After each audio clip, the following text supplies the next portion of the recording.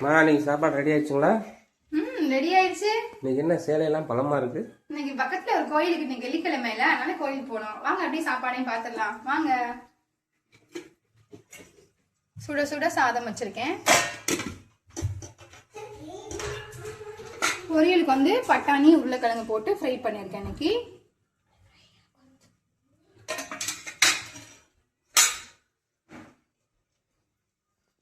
இன்னைக்கு வெள்ளிக்கிழமையா, அதனால சாம்பார் கத்தரிக்காய் முருங்கைக்காய் இதெல்லாம் போட்டு காலிஃப்ளவர் கொஞ்சம் இருந்துச்சு அப்படியே போட்டு சாம்பார் வச்சிட்டேன்.